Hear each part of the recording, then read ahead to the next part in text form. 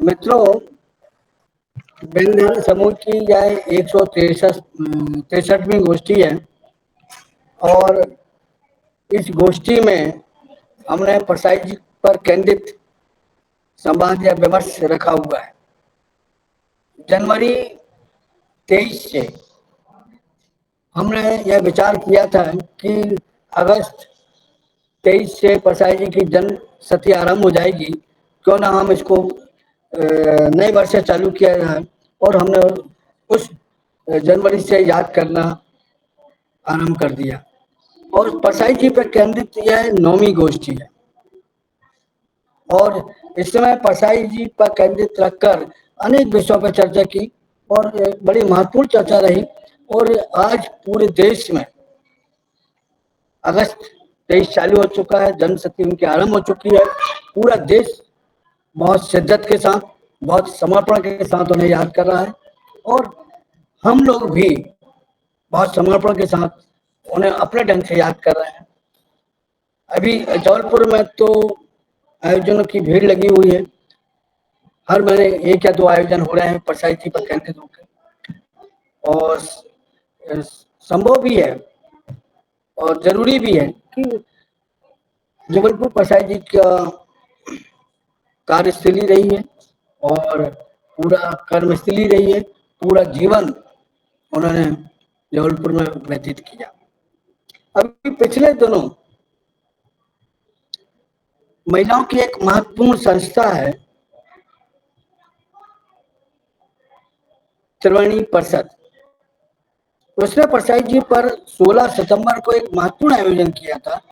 उसने जबलपुर के जितने महाविद्यालयीन छात्र हैं उनके लिए एक प्रतिस्पर्धा रखी थी, वाद रखा था और उसमें उन्होंने जो विषय रखा था, जैसा मैंने परसाई को जाना, और बहुत महत्वपूर्ण बात उसमें हुई। लड़कों ने मतलब हम कल्पना नहीं कर सकते कि जो युवा पीढ़ी थे, कॉलेज के बच्चे थे, उन्होंने बहुत शिद्दत के साथ, बहुत समर्पण के साथ और बड़ी महत्वपूर्ण बातें कही और वो बातें हमें मन में लगी कि ऐसा नहीं है कि हम लोग ही सिर्फ याद कर रहे हैं, आज की युवा पीढ़ी भी उन्हें याद कर रही है, जो कॉलेज में है या जो पढ़ रहे हैं, पढ़ने में आज उसी बात को हम लोग लगभग दोहरा रहे हैं, एक नए ढंग से दोहरा रहे हैं। वर्तमान परिदृश्य में परसाई जी की चिंताएं,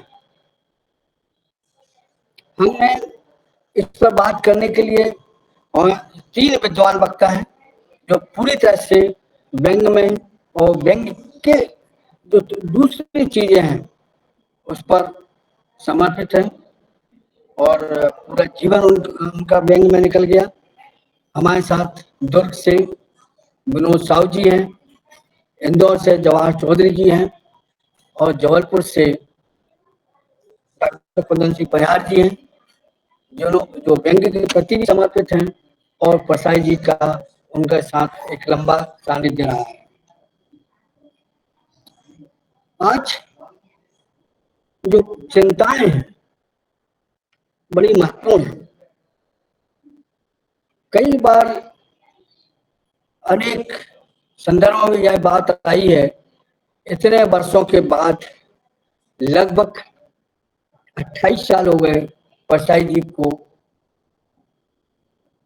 इस दुनिया से गए हुए और आज भी वो प्रासंगिक लगते हैं।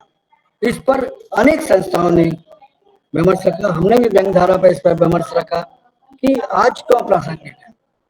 और उसी का अगला जो विचार है कि वर्तमान परिदृश्य में परसाई जी की चिंताएं क्या होती या नहीं, किंतु जो चिंताएं उनके अपने समय में थी उन्हीं को लेकर हम आज भी देख रहे हैं कि वो चिंताएं हमें सादृश्य रूप दिख रही हैं और उस पर वो बहुत पहले लिख चुके हैं। किंतु अभी एक कुछ दिन पहले एक विमर्श हुआ था और उस पर एक सवाल पूछा गया था, क्या बात है हम परसाई जी की खींची हुई रेखा को पार नहीं कर पा रहे हैं आज के संदर्भ में। बहुत गंभीर विषय था और इस पर बहुत विचार भी हो रहा है। लोगों ने अपने अपने ढंग से अपनी बातें भी रखी हैं, पर जब हम देखते हैं कि इतनी विसंगतियां हमारे समाज में हैं, इतनी विडंबना हमारे समाज में है, राजनीतिक पाखंड हमारे समाज में है, धार्मिक पाखंड हमारे समाज में है, आर्थिक विषमताएं हम लोग देख रहे हैं, उसके बावजूद भी क्या बात है, आज का लेखक मौन है।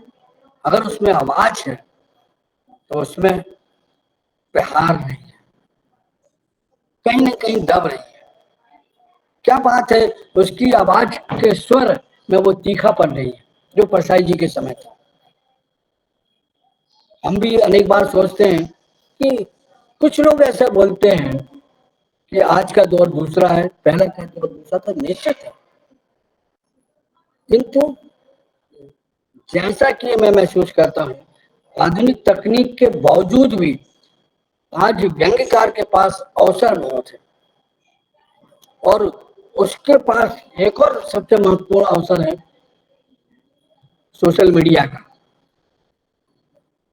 सोशल मीडिया में जब आप कोई चीज बात करते हैं तो आपके पास कोई दूसरी सत्ता नहीं होती, संपादक की सत्ता नहीं होती, अखबार के मालिक की सत्ता नहीं होती, या राजनीतिक सत्ता भी नहीं होती, आप उसमें अपनी बात कह सकते हो।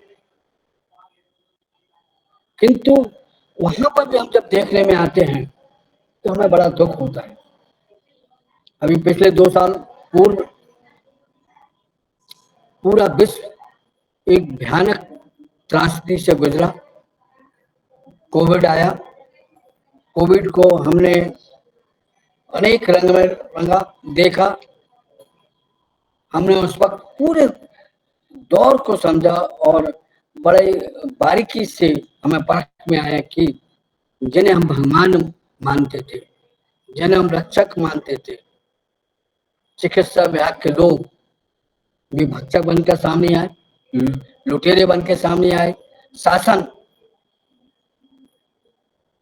की अराजकता हमको देखने मिली, राजनेताओं के प्रपंच हमको उस वक्त देखने मिले, पाखंड देखने मिले, और इनके बावजूद सब देखने के बाद इतनी त्रासदी, लोग मर रहे हैं, बिना दवा के मर रहे हैं, और फिर भी हमारा लेखक ऐसी, मतलब हिंदी साहित्य की बात करूंगा मूलतः, ऐसी कोई रचना नहीं है याद आई जिसको हम लंबे समय तक याद कर सकें।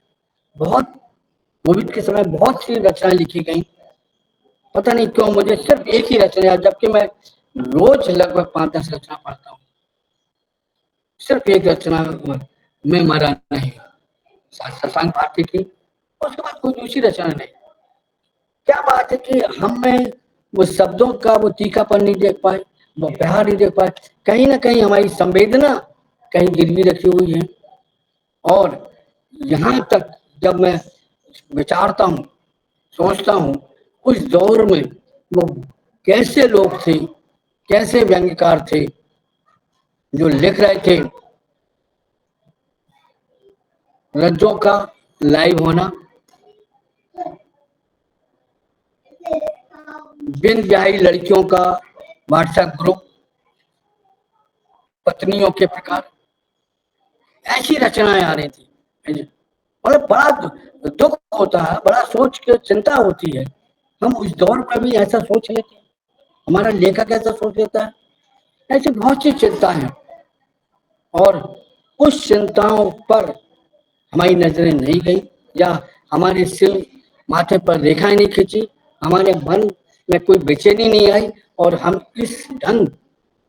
इस बात को लेकर गहरी नींद में सोते रहे, हमें नींद कैसे आ गई। ऐसी बहुत सी चीजें हैं जिन पर हमारे आज साथी मित्र विद्वान श्री फिरोज साहू जी, जवाहर चौधरी जी और डॉक्टर कुंदन सिंह परिहार जी इस पर बात करेंगी। मैं बहुत सम्मान, एक और बात मैं यहाँ कहना चाहता हूँ, यह समर्पण हमें कहीं न कहीं नमन करने को कहता है कि जवाहर चौधरी जी का अभी 5-6 दिन पहले घुटने का ऑपरेशन हुआ है और तकलीफ में है, अस्पताल में है। और उस तकलीफ के बाद जब मैंने उनसे बातचीत की तो उन्होंने बोला कि सैनी जी मैं मैनेज कर लूँगा, वो बात करूँगा। अद्भुत बात है। तो बात न करने के बहुत से बहाने हमारे पास रहते हैं, किंतु उन्होंने उस बात को स्वीकार किया। तो मैं उनको बहुत सम्मान के साथ, बहुत इज्जत से उनको नमन करते हुए मैं आमंत्रित करता हूँ कि उन्होंने बोला था कि मैं पूरे समय बात नहीं कर पाऊंगा, जितनी मेरी शक्ति होगी, मेरी क्षमता होगी, मुझे डॉक्टर अलाउ करेंगे उतना समय बातचीत करूंगा। मैं पूरे सम्मान के साथ श्री जवाहरलाल चौधरी जी से आग्रह करता हूँ कि आप अपनी सुविधा के अनुसार जितना मन चाहे, जितना वक्त चाहे आप बात करें। आज हम सब लोग वर्तमान परिदृश्य में प्रसाद जी की चिंता पर जवाहर चौधरी जी की बात से आरंभ करते हैं। श्री जवाहर चौधरी जी। सभी मित्रों को नमस्कार। मेरे लिए ये एक अच्छा अवसर है कि आप सबको देख और सुनने का अवसर मुझसे मिला है। पहले भी 1-2 बार मैं जुड़ पाया हूँ और उस समय भी मेरी भागीदारी की कोशिश की थी। आज परसाई जी के संदर्भ में जब ये बात हो रही है तो कहीं न कहीं एक कसक मेरे मन में हमेशा बनी रहती है कि कोई ऐसा अवसर नहीं मिला मुझे कि मैं उनके दर्शन कर पाता। कहने को तो बहुत आराम से मेरे मित्र कह सकते हैं कि भाई जबलपुर तो पास में है, मध्य प्रदेश में ही, कभी भी जाके दर्शन कर लेते। लेकिन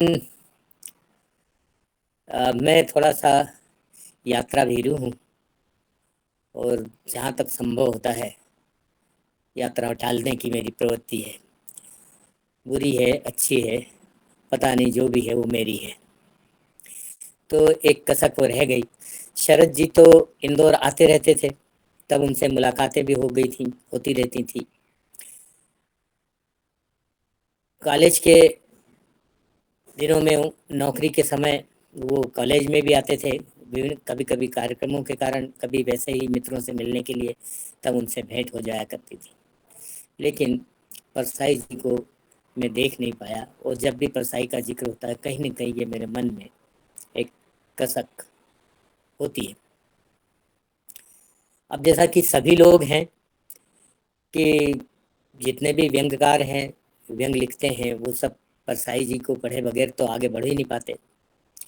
हम लोग भी बस शुरुआत के दौर से ही, जब मैंने 80 के आसपास लिखना शुरू किया, तब से ही परसाई जी को पढ़ने का, गुनने का अवसर मिलता रहा। जो अपने शीर्ष व्यंग्यकार उस समय थे, उनको पढ़ने गुनने का मौका मिलता रहा। परसाई जी को आज अगर जो सब विषय हम दिया गया है, उस संदर्भ में अगर मैं देखूं तो मुझे लगता है कि परसाई जी को हम केवल एक व्यंग्यकार की तरह, उनकी चिंताओं की तरह नहीं देख सकते। परसाई के साथ उनका समय भी हमारे सामने होता है, बल्कि समय से आबद्ध होते हैं वो अपने समय के साथ। यानी वो कौन सा समय था उनका, जब आर्थिक रूप से उनका परिवार कोई सुविधाजनक स्थिति में था नहीं, गरीबी थी, संघर्ष था, पिता का भी संघर्ष था। उन्होंने अपनी आत्मकथा में लिखा है कि उनकी माता बीमार चल रही थी और वो बच्चे छोटे थे, भाई बहन। माता की बीमारी से कई बार परेशान होकर पिता भी रोने लगते थे और बच्चे भी रोने लगते थे। परसाई जी लिखते हैं कि भाई बहनों में मैं ही था जो मृत्यु क्या होती है ये जानता था, बाकी तो जानते ही नहीं थे। एक दिन अचानक माता की मृत्यु हो गई। फिर कुछ समय बाद पिता भी नहीं रहे। एक 18-20 साल का नौजवान जो इस उम्र में जो सपने लेकर के आगे बढ़ता है, वो अपने इस समय में एक संघर्ष, अपने आसपास से एक घोर संघर्ष को साथ में लेकर के बढ़ा हुआ, भाई बहनों की जिम्मेदारी, आर्थिक रूप से भी दिक्कत, ये सब उनके साहित्य में, आत्मकथा इत्यादि में देखने को मिलता है। वो सब चीजें लेकर वे बड़े हुए हैं।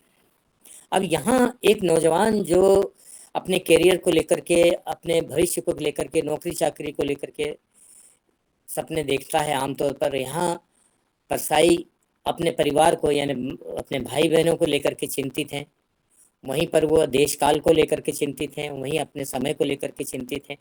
ऐसे तमाम सारी चिंताओं के साथ वो आगे बढ़ते हैं और हम देखते हैं कि वो जो उनका रवैया है, भाई बहुत सारी चीज़ें होती जो हम देखते हैं। अभी आप रमेश जी ने कहा कि हमारे यहाँ इतनी सारी चीज़ें हैं और ऐसे में व्यंगकार या लेखक हमारा वो चीज़ें नहीं देख पाता है, वो अपनी रचनाओं में नहीं लिख पाता है।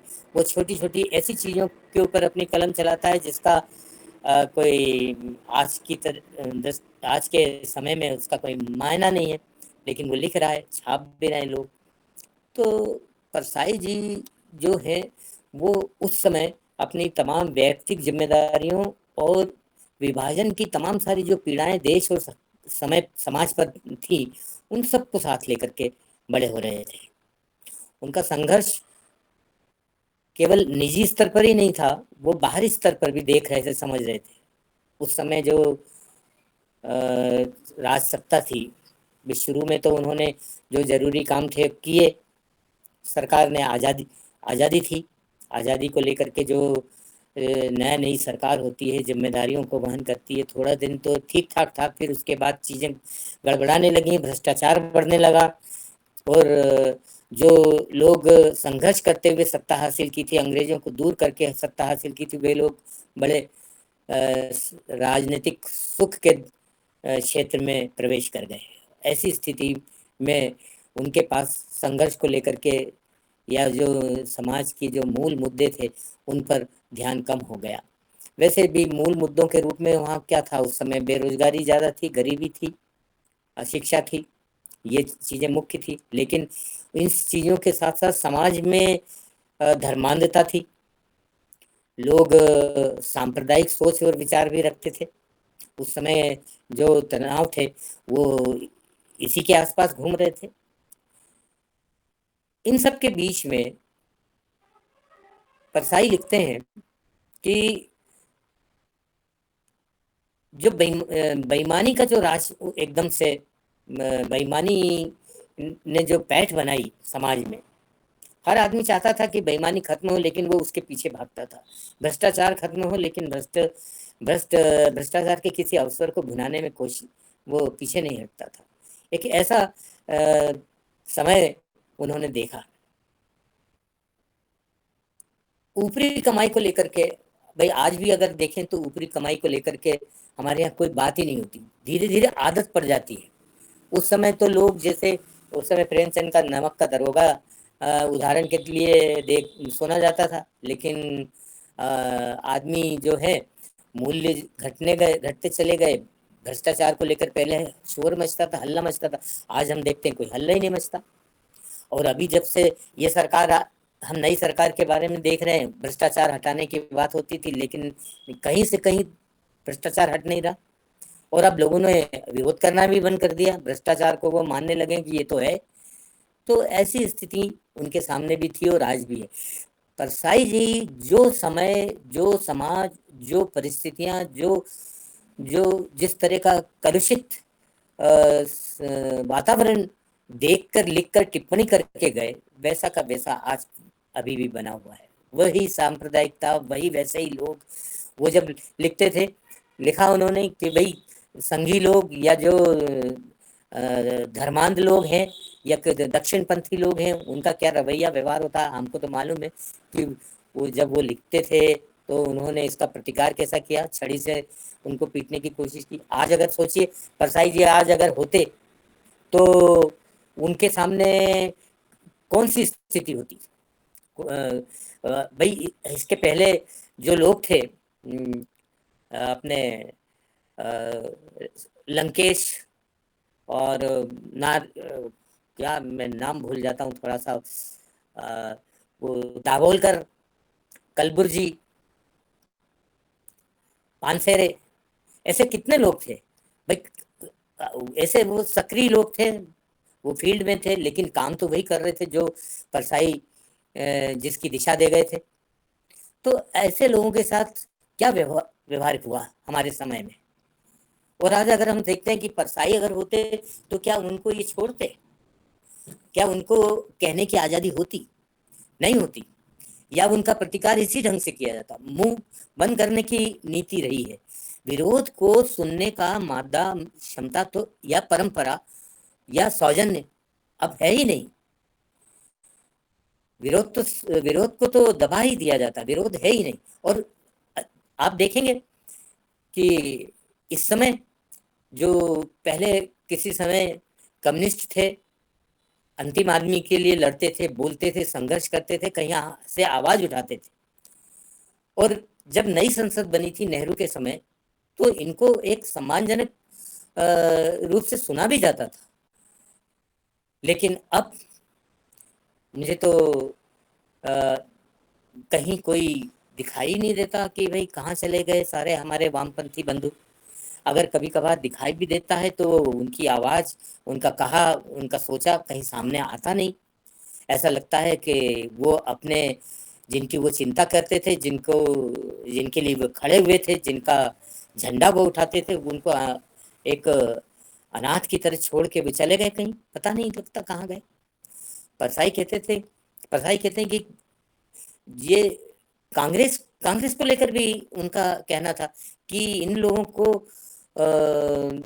सत्ता में रहने की इतनी आदत पड़ गई कि वो विरोध करना भूल गए, विरोध करने का सलीका भी नहीं है उनके पास। और ये बात उनकी कितनी बड़ी और कितनी सच है। आज देखिए वर्तमान सत्ता, केंद्र सरकार कितने सारे मुद्दे छोड़ रही है, कितनी सारी गड़बड़ियां कर रही है, लेकिन आप एक बड़ी राष्ट्रीय पार्टी होने के बावजूद कहीं से भी उसको मुद्दा बना नहीं पाते हैं, जनता के सामने रख नहीं पाते। आवाज कौन उठाएगा? रमेश जी कह रहे हैं कि लेखक तो लिखता है, ये बात ठीक है, लेखक को दबाया जाता है, वो कोई संगठन तो नहीं है, लेखक संगठन नहीं है, वो लिख रहा है, वो अपने तरीके से लिख भी रहा है, कहीं कहीं दिख भी रहे हैं हमें। आपने संपत सरल को तो सुना होगा, उनसे अभी वो तो कितनी जोखिम उठा करके अपनी बात कहते हैं और रखते हैं। या आज का जो व्यंकार है वो उसको किसी चीज से कोई खतरा महसूस नहीं होता, सिवाय व्यवस्था में जो चीज घालमेल हो रहा है इस समय, जो चीजें व्यवस्था को खराब कर रही हैं, हम परंपरा के नाम पर, विकास के नाम पर पीछे ले जा रही हैं, वो सारी चीजें दिख रही हैं, लेकिन वो लिख नहीं पा रहा है, या वो जो लिखता है तो कोई उसको पाठकों तक पहुंचाने नहीं देता। एक जमाना था कि व्यंग को अखबार या पत्रिकाओं के कॉलम अनिवार्य कॉलम के रूप में छापा करते थे। आप इस समय देखिए व्यंग के कॉलम ही समाप्त हो रहे हैं। भाई यहाँ मध्य प्रदेश के जो प्रमुख अखबार हैं उसमें तो व्यंग के कॉलम खत्म हो गए, या जिन अखबारों में व्यंग के नाम पर जो कॉलम चल रहे हैं उसमें देखिए आप कौन से क्या चीजें छपी रही हैं। वो तो बिल्कुल उनको ऐसा गाय का बल्कि बकरी का दूध चाहिए, बिल्कुल उसके अंदर जरा सा भी फैट नहीं होना चाहिए जो हजम ना हो। यानी कुछ इस तरह के सपरेटा व्यंग हमारे यहाँ छपने लगे हैं और लोग लिख रहे। जो कड़क व्यंग जिसकी आप रमेश जी ने अभी बात की शुरुआत में कही कि कड़क व्यंग जिसमें वो सरकार को भी गरियाएं, जिसमें वो समाज के उन भ्रष्ट लोगों को भी गरियाएं, उनको कान पकड़ के समाज के सामने उजागर करें, रखें, ऐसी रचनाओं को स्थान ही देना बंद कर दिया है। बल्कि किसी जमाने में तो शरद जी कितनी बड़ी बड़ी रचनाएं मंच से पढ़ देते थे। आज मंच से अगर कोई मंच पे व्यंगकार को बुलाता भी है या कहता है कि कि आप पाठ कीजिए, तो वो पहले देखता है, कोशिश करता है कि भाई आप ऐसी कुछ मत बताना जिससे हमारी सरकार को या सत्ता को कोई दिक्कत पड़े। उनको भी बच बच के चलने की आदत। तो यहाँ अकेला व्यंगकार दोषी नहीं है। हाँ ठीक है, कि अब साहस से लिखने वाले व्यंगकारों की कमी जरूर हो रही है। व्यंगकार ने अपनी स्वाभिमान को, अपने मान को थोड़ा सा एक तरफ रख दिया है, वो चाटुकारिता करने लगा। मैं ऐसे व्यंगकारों को आपने भी देखा होगा जो कैसी कैसी रचनाएं लिख रहे हैं, और संपादकों की या नेताओं की दूसरे फ्लोर पे जाते हैं तो वो उनसे बिच बिच पड़ते हैं उनके लिए। तो चाटुकार तो व्यंगकार नहीं हो सकता। व्यंगकार को तो एक व्यंग को जीना भी पड़ता है अपने जीवन में। अपनी सुबह शाम रोटी पानी सब उसको व्यंग के साथ जीना चाहिए, तब तो वो व्यंग लिख सकता है। वो जिए किसी और चीज को और लिखे किसी और चीज को, तो वो नहीं हो सकता। तो आज के समय में अगर हम देखते हैं तो परसाई को तो मैं तो सोचता हूँ कि जो स्थितियां आज दिखाई दे रही हैं उसमें तो उनका दूसरे शब्दों में कहें तो परसाई जी का भले ही भौतिक रूप से, शारीरिक रूप से अब हमारे बीच में नहीं है, लेकिन उनकी रचनाएं हैं। अगर कोई उनकी रचनाओं को पुनः प्रकाशित करे तो वो प्रासंगिक नजर आएंगी। उनको अलग से कुछ लिखे, उनको फिर से आप छापेंगे या कोई छापने का साहस करे, जनता तक पहुंचाने की कोशिश करे।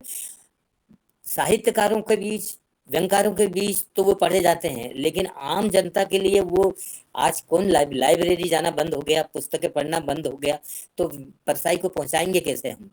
तो अगर उनका पुनः प्रकाशन किया जाए तो भी प्रासंगिक ही प्रासंगिक होगा। ऐसी अनेक रचनाएं हैं जो ऐसा लगता है कि उन्होंने वर्तमान सरकार को देखकर लिखी है। उन्होंने कई कई जगह इस तरह की चीजें की। उन्होंने एक किसी रचना में लिखा है कि मुहर्रम और दशहरा अगर एक साथ आ जाता है कभी, तो हमारा प्रशासन जो है उसमें उस ऊपर से नीचे तक तनाव में आ जाता है। वो सरकार को रिपोर्ट भेजता है कि बहुत तनाव में है यहाँ स्थितियां, और उसका पूरा का पूरा अमला, सरकार की चिंताएं, वो सारे प्रयास ये होते हैं कि किसी तरह से ये अवसर जो है त्योहार का वो गुजर जाए सुरक्षित रूप से। क्या आज ऐसा नहीं है? आज कोई त्योहार, 2 त्योहार आते हैं हमारे पास पास तो पूरा समाज तनाव में नहीं हो जाता। पहले तो किसी जमाने में त्योहार होता था तो लोग घर से निकल करके उत्सव स्थल पर जाया करते थे। आज उत्सव स्थल से बचकर जाते हैं और अपने घर में बैठ करके टीवी पर देख से या लाइव देख करके उसको देखना पसंद करते हैं। वहां मैदान में जाना पसंद नहीं करते, क्योंकि विश्वास नहीं है, डर है। हम परस्पर, आप परसाई जी ने ही खुद लिखा है कभी कि किसी समय किसी रचना में उन्होंने लिखा है कि पहले जब मैं अपने मित्रों से बात करता था तो बहुत अपनत्व से बात करता था, बिना किसी खौफ के बात करता था और बहुत अनौपचारिक होकर बात करता था। अब जब मैं उनसे मिलता हूं तो मुझे सोच समझ के बात करना होता है। तो ये स्थितियां कैसे पैदा होती है? ये स्थितियां आज ज्यादा गहरा गई हैं। उनके समय पर जितनी थी उससे कहीं ज्यादा गहरा गई। आज व्हाट्सएप ग्रुप है, आज इंटरनेट पर जो ग्रुप हैं उन पे तमाम सारी बातें चलती।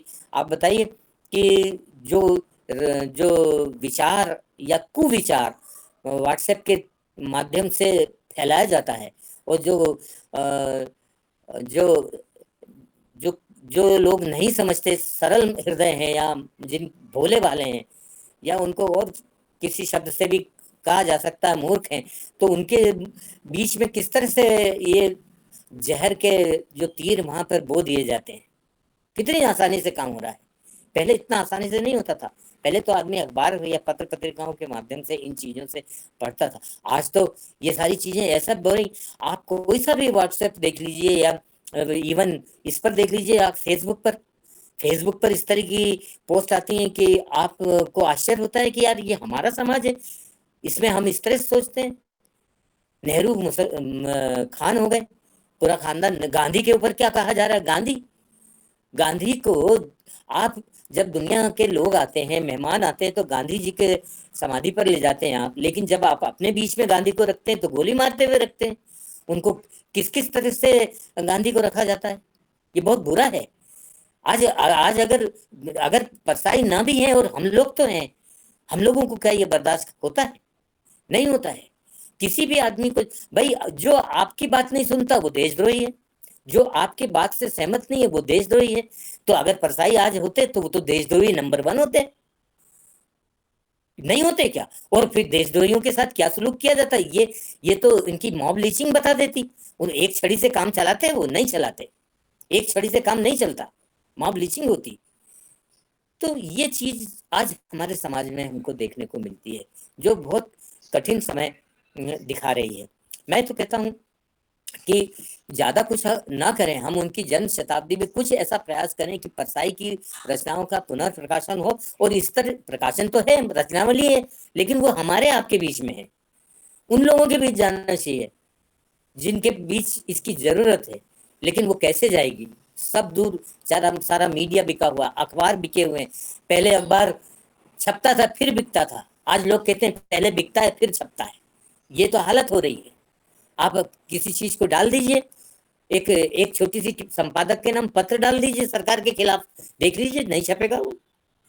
तो सारे लोग तो बिकाऊ हैं, पूरा वातावरण एक तरफा हो रहा है, किसी को बख्शा नहीं जा रहा है, किसी को बख्शा नहीं जा रहा है। और डर इस तरह का, जो रमेश जी कह रहे थे कि हम किस चीज से डर रहे हैं, अरे भाई डर हम इसलिए रहे हैं कि आज जो खतरा है, वो खतरा कहीं बाहर से नहीं आता है। आज खतरा हमारे मोहल्ले में घूमता है सुबह झंडे लेके, आज उसकी प्रभात फेरियां निकलती हैं हमारे मोहल्ले से, घर घर के सामने वो जाता है।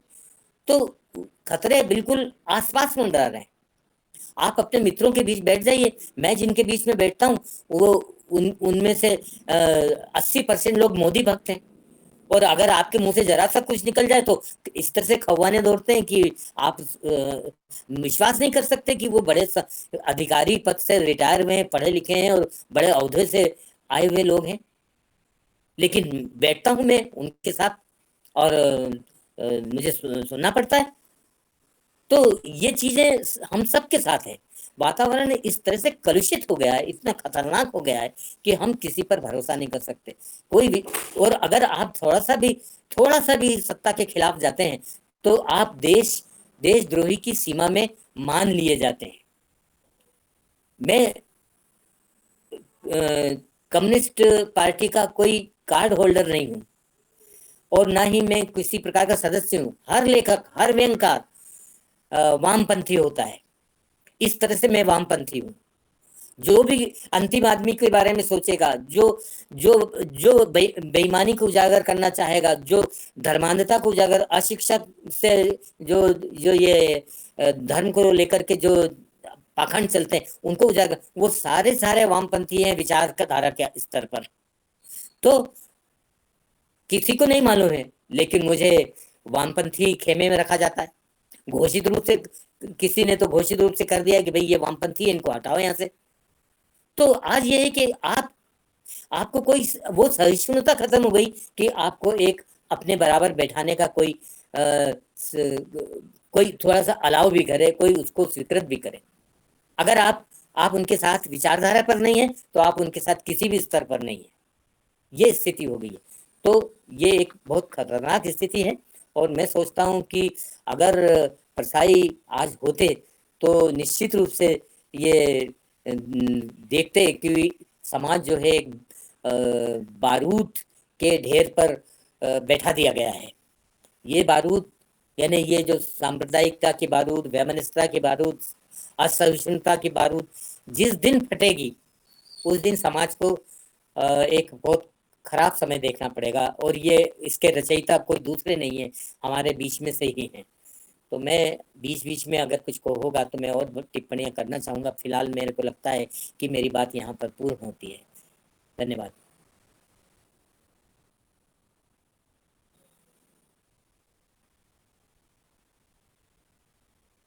जी रमेश जी, धन्यवाद।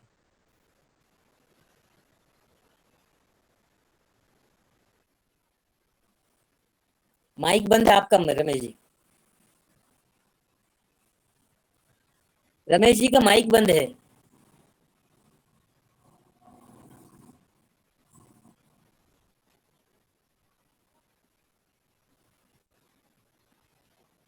हेलो, आ गई आवाज।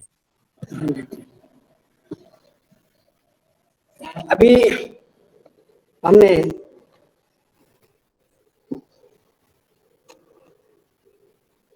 श्री जवाहर चौधरी जी को सुना। उनकी चिंताएं इतनी वाजिब थी कि हमें सोच के एक नई चिंता घेरने लगी है कि आप सोचोगे, आप विचार करोगे तो देशद्रोही हो जाओगे। आप सच से बाहर निकलकर अपनी बात नहीं कह सकते हो, आपको ऊपर पूरे संकट है। किंतु इसके साथ यह भी हमारे बीच में महत्वपूर्ण है कि क्या हम लोग चुप हो जाएं? रमेश जी, आपका क्या हम कैमरा लोग ठीक ठीक ठीक ठीक ठीक हमारा नहीं आ रहा आपके। अच्छा, अरे मेरा कुछ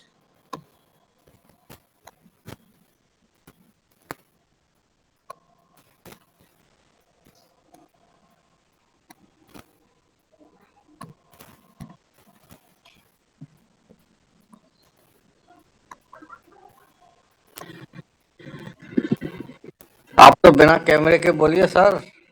ठीक ठीक है, आवाज मैं बड़े कैमरे की बात कर रहा हूँ जी जी। हाँ। तो आज जिस ढंग से हम परिदृश्य में जी रहे हैं कि अब घर से बाहर निकलकर अपनी बात कहने में भी हमें खतरा नजर आ रहा है। बिल्कुल सही बात है, ठीक। तो पर क्या होगा, ये हम क्या विरोध करना बंद कर दें, हम उस पर बात करना बंद कर दें? हम अपनी बात तो कर सकते हैं, बहुत से माध्यम हैं, बहुत चिंता की बात है। और एक बात और भी है, जैसा कि चौधरी जी ने कहा, जो व्यक्ति, जो लेखक अंतिम व्यक्ति की बात कहेगा, चाहे वो विचारों से, चाहे फॉर्म भरने के बाद वामपंथी लोग कह देते हैं, वो विचारों से ही वामपंथी होता है। और अंतिम एक ही ऐसा विचार है, एक शाश्वत विचार है जो कि इस विचारधारा के अंतर्गत आता है। बाकी कोई ऐसा विचार नहीं है जो अंतिम व्यक्ति की बात करता हो। करते हैं अपने अपने ढंग से, कहीं ना कहीं उसमें घालमेल होता है। आज एक बात और बोली, बड़ी महत्वपूर्ण बात है, इसको परसाई जी ने बहुत पहले बोला था। हमने स्वतंत्रता का आंदोलन में संघर्ष हुआ, नहीं कर पाए, तो परसाई जी ने, उनकी एक रचना है गुड़ की चाय, कि मैं आज गुड़ की चाय पी रहा हूं, पर जो लोग स्वतंत्रता आंदोलन में जेल गए वो शक्कर की चाय पी रहे हैं। मैं नहीं गया तो मुझे गुड़ की चाय पीना पड़ रही है। तो क्या वही देश है कि एक आदमी शक्कर की चाय पी रहा है, एक गुड़ की चाय पी रहा है? एक कैसा देश है? और अगर मुझे पता होता तो मैं भी जेल चला जाता और आज गुड़ की चाय। एक अद्भुत रचना है। ये एक चिंता थी कि स्वतंत्रता के बाद जो मोह था जनता के बीच में, वह मोह भंग हो गया कि सबको बराबरी का हक मिलेगा, सबको खाना मिलेगा, सबको रोजगार मिलेगा। किंतु वह मोह भंग कुछ लोगों के माध्यम से, जैसा कि आप देख रहे भंग, और उसके बाद उनकी रचनाएं हमारे बीच में आई। आज भी वह मोह भंग हो चुका है। आज जो लोग बात होती थी कि अच्छे दिन आने वाले हैं, हम सब अच्छे दिन का इंतजार कर रहे हैं, किंतु हमारे घर की रोटी का जो तवा है वो गर्म नहीं हो पा रही है।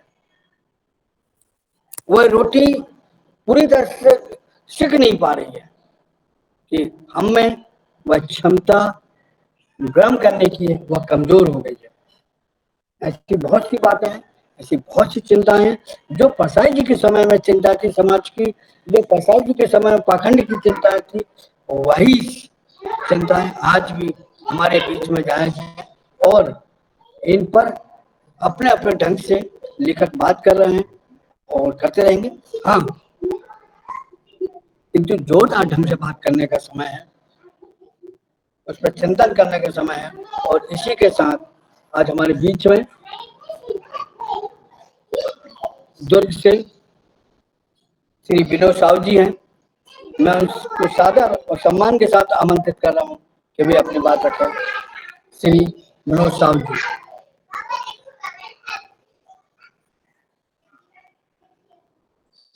सैनी जी, बच्चों की आवाज आ रही है।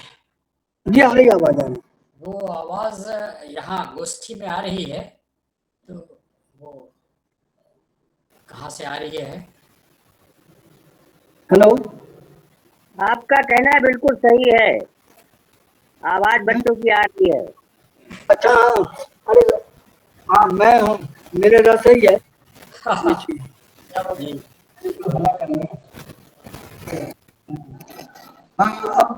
हाँ, ये जवाहर चौधरी जी ने अपना वक्तव्य दिया जी और जवाहर जी ने बड़ा साहसिक वक्तव्य दिया है।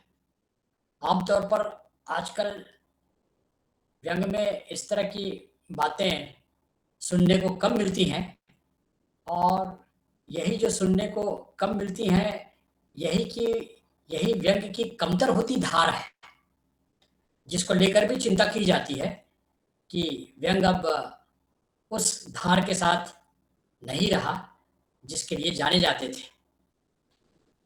तो धार तब तक नहीं आएगा जब तक लिखने वाले में साहस नहीं आएगा। हेलो, मेरी आवाज आ हेलो रही साहू है? जी, आपकी आवाज नहीं आ रही।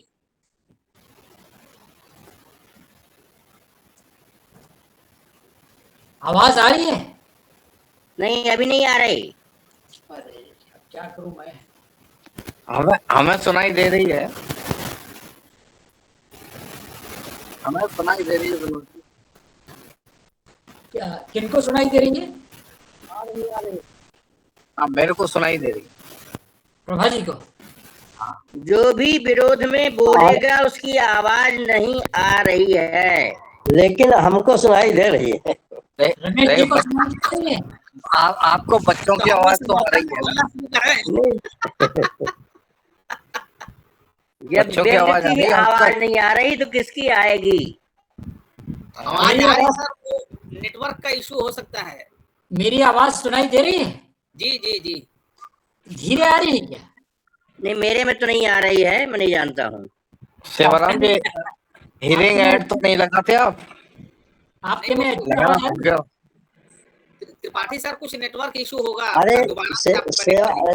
त्रिपाठी जी फिर से जुड़ जाए, बाकी लोगों को आ रही है ना, इसलिए उनकी प्रॉब्लम हो सकती है। जवाहर जी आवाज आ रही है? जी जी जी, आ रही। चलिए ठीक। तो जवाहर जी को आवाज आ रही है तो मैं उन्हीं की तारीफ से अपनी बात शुरू करूं। बिल्कुल। हाँ, कि हाँ, जवाहर चौधरी ने जो अपना वक्तव्य दिया वो एक साहसिक वक्तव्य रहा, और व्यंग में साहसिक वक्तव्य बहुत जरूरी है, जिसकी आजकल व्यंग के आयोजनों में बड़ी कमी दिखाई देती है। और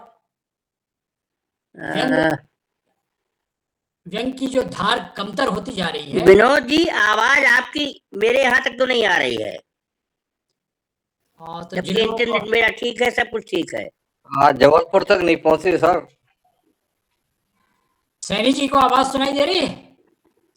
इंदौर तक तो आ रही है सर, इंदौर में बढ़िया आ रही है। अरे ये तो बड़ा विचित्र हो गया कि कुछ लोगों को आ रही है। जबलपुर में कोई प्रॉब्लम है? मैं दुर्ग से बोल रहा हूँ। नहीं, जबलपुर में प्रॉब्लम है, वहां सुनाई नहीं दे रही है। रमेश तिवारी जी को सुनाई दे रही है? जी जी जी। बोलूं? हाँ बिल्कुल, बोलिए। और राजेंद्र वर्मा जी को? उनको तो बहुत साफ सुनाई दे रही, उन्होंने पहले ही बोल दिया। जवाहर जी की आवाज बहुत धड़ल्ले से आ रही थी। हाँ, वो इंदौर वाले हैं ना। ये आवाज लगता है कहीं गुम गई है। हाँ। वो सर, आप दुर्ग वालों की आवाज नहीं मैं सुन वो पा भी रहे देख हो। लेता हूँ। चलिए आप अपना देख लीजिए। मैं सर आपको हटाता हूँ, आप दोबारा जुड़िए त्रिपाठी सर, तो शायद ठीक हो जाए। चलिए, जी सर। मुझे हटा रहे हैं? आप मुझे करिए। हटा रहे हैं? नहीं, आपको नहीं, आप कंटिन्यू करिए, मैं त्रिपाठी सर के लिए बोल रहा हूँ। आप कंटिन्यू। जवाहर चौधरी जी ने जो साहसिक वक्तव्य दिया वो आजकल के व्यंग के आयोजनों में बहुत कम दिखलाई देता है, और व्यंग की जो कमतर होती हुई धार है उसका असली कारण तो यही है कि लेखक में अब उस तरह का साहस दिखाई नहीं देता जिस तरह से व्यंग जाना जाता है। और जिस सर आप दोबारा जोड़िए, हो सकता है नेटवर्क का इशू। हाँ तो अब दोबारा, अब अभी आप फोन किए तो डिस्कनेक्ट हो गए, अब दोबारा आप जुड़िए तो शायद ठीक हो जाएगा। एक बार दोबारा जुड़िए ग्रुप में। हाँ, आप कृपया शांति बनाए रखें। और व्यंग की जो स्थापना हुई वो उसकी उस धारदार लेखन के कारण उसकी जो स्थापना हुई, तो उसके पीछे साहस ही था लेखक का। और इसको बहुत अच्छे उदाहरण से आप कबीर से और भारतेंदु से और परसाई से और शरद जोशी से और श्रीलाल शुक्ल से बहुत अच्छी तरह से समझ सकते हैं, जो बेहद साहस के साथ, जिन्होंने अपनी नौकरी की चिंता नहीं की, अपने समय के प्रशासनिक अधिकारियों की चिंता नहीं की, जिन्होंने अपने समय के धाकड़ राजनेताओं की चिंता नहीं की, और जो लिखना था लिखा। तो जो लिखना था लिखा, तो उससे उनकी स्थापना हुई। और उससे व्यंग जो है अपने उस धार और अपने उस साहस के कारण आम जनों में वो बहुत आसानी से संप्रेषित हुआ। लोगों ने सुना कि हाँ भाई, कि कोई आदमी साहस के साथ अपनी बात को रख रहा है, वह इस बात की परवाह नहीं करता कि उसके ऊपर किस तरह के आरोप लग रहे हैं, वो अपनी बात साहस से रखता है। और इसलिए चाहे उसको विद्रोही करार किया जाए, चाहे कुछ भी कहा जाए, लेकिन लेखक को अपनी बात रखना है। हंस में कुछ समय पहले मेरा एक व्यंग छपा था, सरकारी लेखक और असरकारी लेखक। तो सरकारी और असरकारी में ये एक भेद बताया गया था कि एक जो सत्ता के पक्ष में है वो सरकारी लेखक है, और इसलिए असरकारी लेखक वो नहीं है, और जो सत्ता के विरोध में है वो असरकारी लेखक है, क्योंकि वो सरकार की तरफ नहीं लिख रहा है, इसलिए उसका असर भी ज्यादा है। तो वो जो साहित्य को प्रतिपक्ष माना जाता है, और व्यंग्यकार को तो प्रतिपक्ष का नेता माना जाना चाहिए, क्योंकि उसका साहस जो है वो एक नेतृत्व करने वाला साहस है, और जनमानस के भीतर एक जागरण लाने वाला साहस है। तो ये जवाहर चौधरी जी ने बहुत सही ढंग से इस बात को कहा। आजकल इतना भी कहने और बोलने वाले लोग नहीं हैं। तो जवाहर जी का जो वक्तव्य है इस मायने में महत्वपूर्ण है। और व्यंग तो एक ऐसी विधा है कि उसमें चिंता जो है बहुत ही लाजमी है। ये तो बहुत अच्छा हो गया कि व्यंग धारा समूह के अंतर्गत बातचीत करने के लिए, परसाई पर बातचीत करने के लिए व्यंगकारों को एकत्रित किया है। अन्यथा जो आयोजन दिख रहे हैं, जबलपुर में भी ज्यादातर आयोजन और जबलपुर से बाहर भी कुछ आयोजन, उसमें तो व्यंगकारों को खारिज कर दिया गया है। तो वो केवल आलोचकों को इकट्ठा करते हैं और आलोचकों की बात सुनते हैं, उसमें व्यंग को नहीं। यानी इससे तो ये संशय होता है कि ये जो परसाई को लेकर आयोजन कर रहे हैं वो परसाई को भी व्यंगकार मानते हैं कि नहीं मानते हैं। ये बड़ी चिंता हमारे सामने आ गई है, क्योंकि वो व्यंग को विधा नहीं मानते। व्यंग को परसाई खुद लिख चुके हैं इस बात को। सदाचार का ताबीज की भूमिका में मैं ये बात अपनी ओर से नहीं कह रहा हूं, यह बात भी परसाई की है। सदाचार का ताबीज की भूमिका पढ़े, उसमें परसाई ने स्पष्ट किया है कि इन आलोचकों को व्यंग की समझ है नहीं और ये बात कर नहीं सकते, और ये कविता कहानी से आगे बढ़ते नहीं है, और इसको विधा नहीं मानते, इसलिए मुझे वो व्यंग का लेखक नहीं मानते, और न ही व्यंग रचनाओं पर चर्चा करते हैं। जो कहानी क्षेत्र के लोग हैं वो मुझे कहानीकार नहीं मानते, और जो व्यंग क्षेत्र के आलोचक हैं वो व्यंग को विधा नहीं मानते।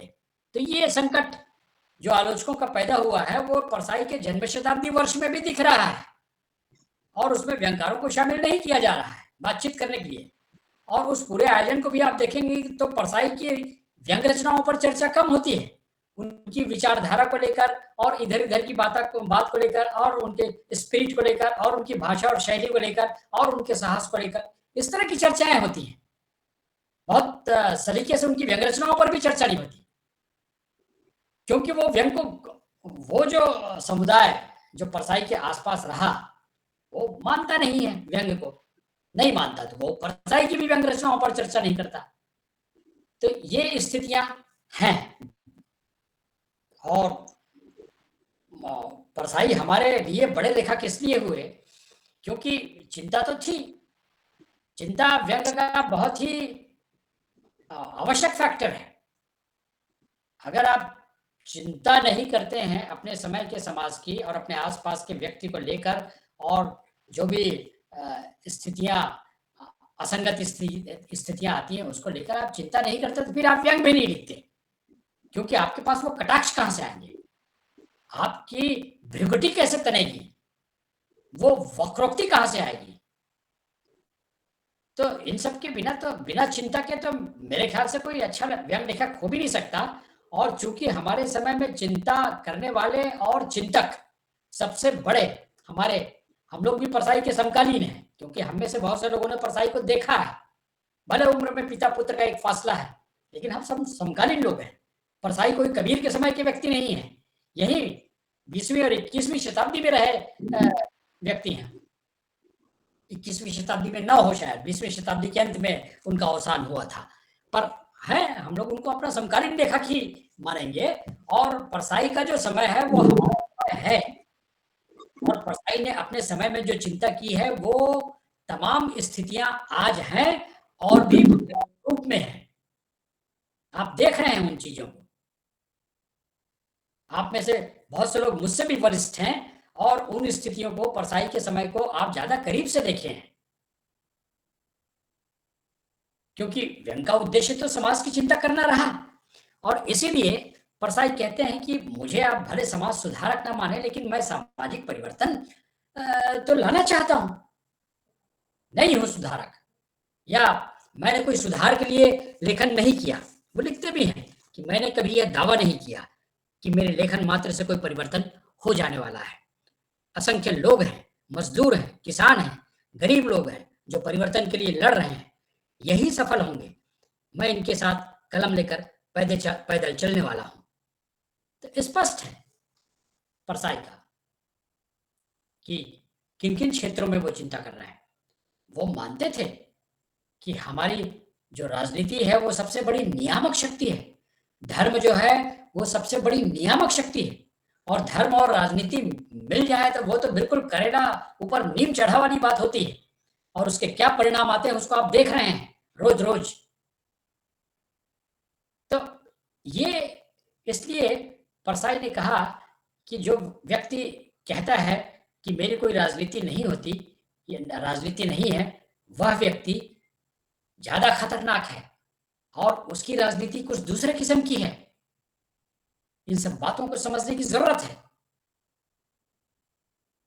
और इसीलिए वो कहते हैं कि लोग अपने आप को स्थापित करने के लिए शाश्वत मूल्यों के ऊपर लिखते हैं तो लिखें, हम तो सामयिक लिखेंगे, क्योंकि हमारी आंखों में जो चीजें दिख रही हैं, जो किरकिरी बन रही है, जो खटक रही हैं, जिससे नुकसान है हमारे समाज को, हम उसके ऊपर नहीं लिखें और इधर उधर की शाश्वत मूल्यों वाली बातों को करें। तो जो करते हैं वो करें, जो क्लासिक लिखते हैं वो क्लासिक लिखें, हमसे नहीं पद्धति क्लासिक, हम सामयिक लिखते हैं। हमारा ज्यादा लिखना फैंटेसी में होता है, हम फैंटेसी में लिखते हैं। परसाई ने अपने लेखन को बिल्कुल स्पष्ट किया है, क्योंकि उनकी चिंताएं स्पष्ट थी। उनकी चिंता धर्म को लेकर, राजनीति को लेकर ज्यादा रही। इसलिए भी आप देखेंगे कि परसाई का जो समग्र लेखन है उसमें धर्म और राजनीति पर उन्होंने ज्यादा प्रहार किए हैं। जहां भी असंगति देखी है उसमें परसाई ने ज्यादा प्रहार किए, और उन्होंने कहा कि ये धर्म के नाम से राजनीति खेलने वाले जो पार्टी है और जो दल हैं और जो लोग हैं, नेता जो अपने आप को धार्मिक व्यक्ति बताकर समाज का नेतृत्व करने आए हैं, परसाई ने कहा है, मेरा दावा है कि ये जब लोग सत्ता संभालेंगे तो ये केवल और केवल सामंतवादी ही होंगे। स्पष्ट, परसाई के पास कोई कंफ्यूजन नहीं। परसाई वैसे लेखकों में नहीं थे जो अपने हर आने वाले कल का खंडन करते हैं। परसाई ने जो एक बार लिख दिया, 50 साल बाद भी परसाई ने उसका खंडन नहीं किया। परसाई ने कभी अपने कल का अपने आज में खंडन कभी नहीं किया। तो ये चीजें उसमें परसाई में रही। और हम लोग अक्सर परसाई के व्यंग संग्रह को लेकर कार्यक्रम करेंगे, गोष्ठी करेंगे, उस पर चर्चा करेंगे, व्यंग रचनाओं पर चर्चा करेंगे और किताबों पर चर्चा करेंगे, इस तरह की बातें होती हैं। और अधिकांश लोग जो आलोचक संगठन हैं, विशेषकर अपने वामपंथी आलोचक संगठन है, वो उनकी विचारधाराओं पर चर्चा करेंगे। लेकिन परसाई की चिंताओं का एक महत्वपूर्ण लेखन आया है, और वह भी उनके जो 9 किताबें जो प्रकाशित हुई हैं, 8-9 किताबें, उसमें से एक खंड है, महत्वपूर्ण खंड, जिस पर कभी चर्चा नहीं होती। उस खंड का नाम है पूछिए परसाई से। इस पर कभी चर्चा नहीं होती, जबकि वो 600-700 पृष्ठों का ग्रंथ है। और देशबंधु में जब वो 1983 से लेकर 1994 तक 11 वर्षों तक चला है, वो हर रविवार को देशबंधु, उस समय मध्य भारत का एक बड़ा अखबार हुआ करता था। नवभारत, देशबंधु, नई दुनिया, 2 या 3 अखबार ही तो थे।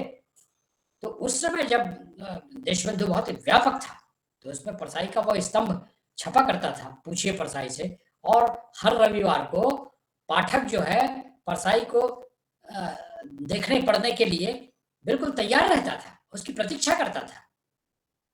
कई बार लेखक का जो इंटेलेक्ट है वो उसकी विधा से बाहर जाकर मुखरित होता है और बोलता है।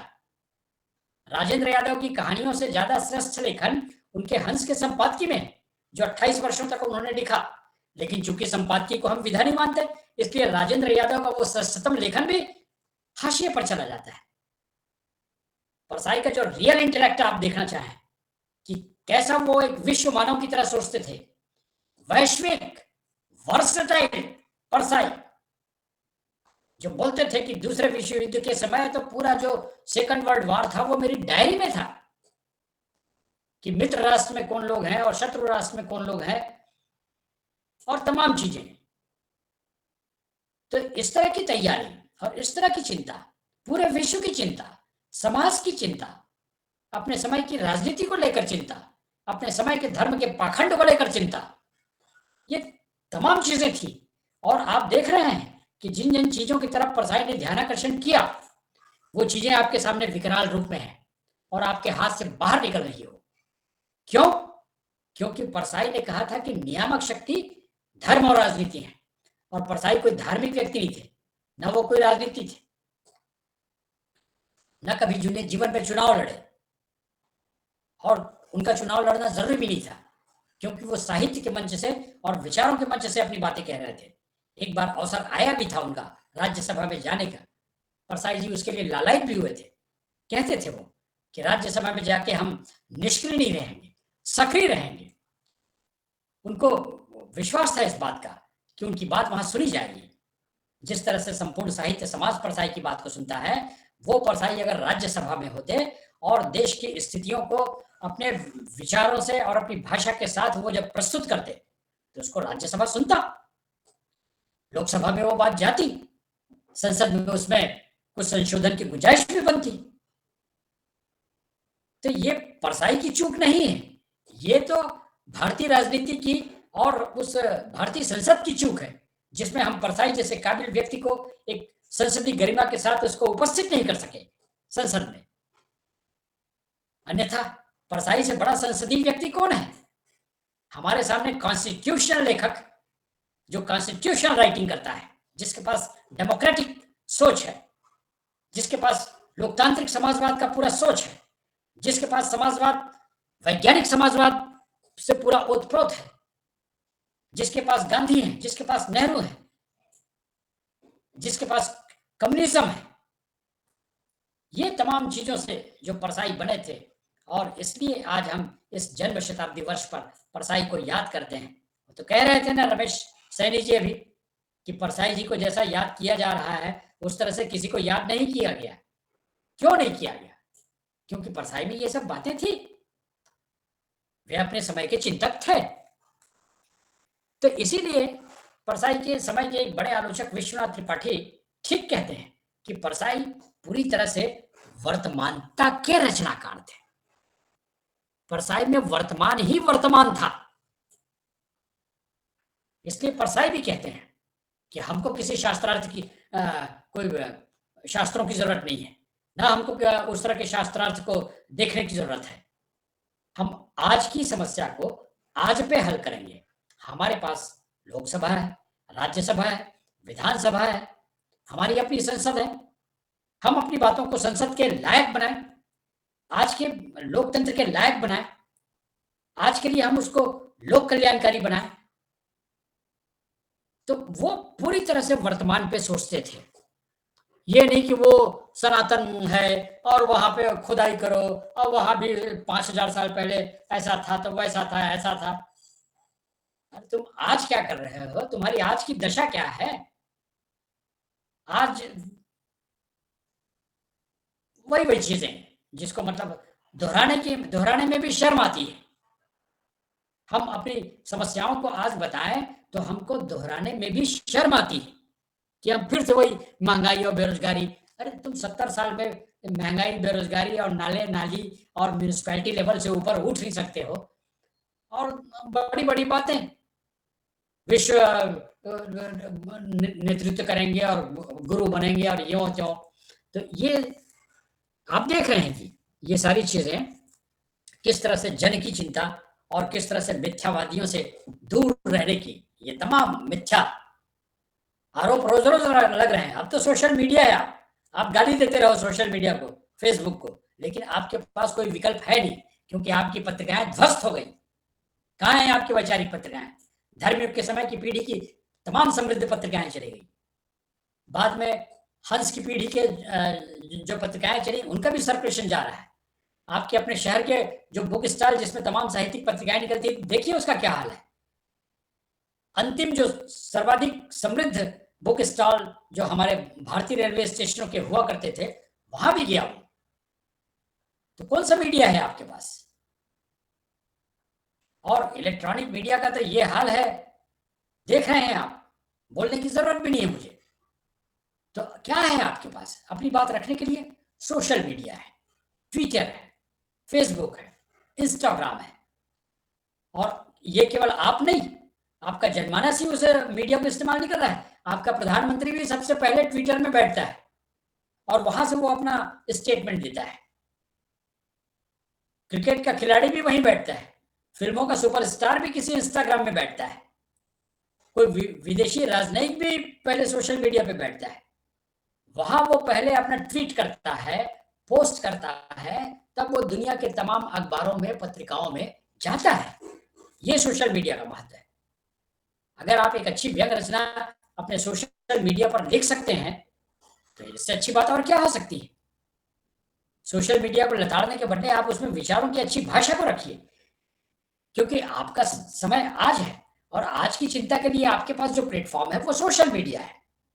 नहीं जाएंगे सोशल मीडिया के वो तो कहाँ जाएंगे?